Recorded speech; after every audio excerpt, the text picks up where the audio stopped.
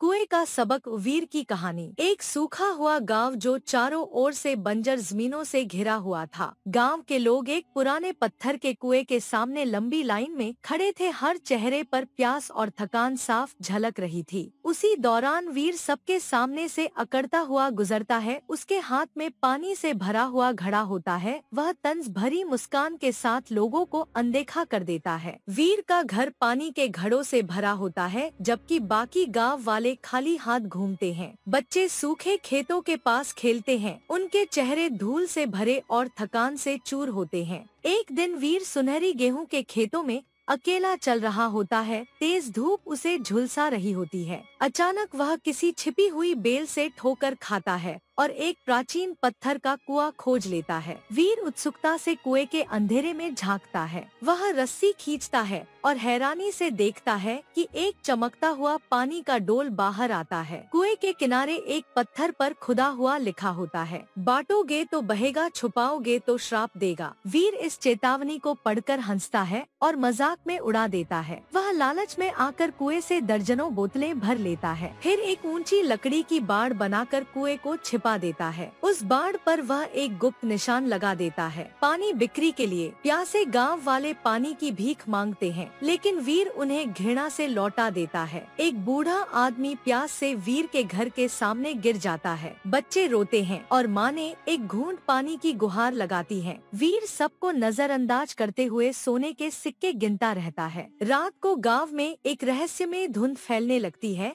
जो धीरे धीरे वीर के घर की ओर बढ़ती है। वीर सो रहा होता है जब वह धुंध उसके कमरे में दाखिल हो जाती है। जब वह जागता है तो हैरान रह जाता है कि उसका सारा सोना रेत में बदल चुका होता है। वह अपने पानी के भंडार की जांच करता है। हर बोतल पूरी तरह से सूखी होती है। घबराहट में वह नंगे पांव छुपे हुए कुएं की ओर दौड़ता है। वहां पहुंचकर देखता है कि कुआं भी सूख चुका है, उसके पत्थर फट चुके हैं। वह बदहवासी में कुएं में चिल्लाता है, उसके हाथ कांप रहे होते हैं। वीर खाली गाड़ी खींचता हुआ गांव लौटता है, लेकिन लोग उससे मुंह मोड़ लेते हैं। वह थका हुआ और धूल से लथपथ पुराने कुएं के पास बैठ जाता है। तभी एक छोटी लड़की उसके पास आती है। उसके हाथ में पानी का एक कप होता है। वीर हैरानी से उसे देखता है। जब वह पानी उसे देती है, वह कांपते हाथों से पानी लेता है। उसकी आंखों में आंसू आ जाते हैं। लड़की नरमी से मुस्कुराकर कहती है, मेहरबानी बांटने के लिए होती है। वीर शर्म से कप में अपना अक्स देखता है। वह धीरे धीरे वापस उसी छिपे कुएं की ओर बढ़ता है। पीछे गांव वाले भी उसके साथ होते हैं। वीर बाड़ का दरवाजा खोलता है और सबको अंदर आने का न्योता देता है। गांव वाले संदेह के साथ देखते हैं कि अब वीर बिना पैसे के पानी बांट रहा है। कुआं हल्के से चमकने लगता है और उसमें बुलबुले बनने लगते हैं। पानी फिर से फूट पड़ता है और सब खुशी से नारे लगाते हैं। बच्चे खुशी से पानी में छलांग लगाते हैं। वीर पहली बार दिल से मुस्कुराता है। अब वह पड़ोसियों के घड़े खुद ठीक कर रहा होता है। बूढ़े को भारी घड़ा उठाने में मदद देता है। गांव वाले अब मिलकर पानी बांटने का सिस्टम बना रहे हैं। वीर कुएं के पास एक छोटा सा छायादार बेंच बनाता है बुजुर्गों के लिए। सूरज ढलते हुए वीर बच्चों के साथ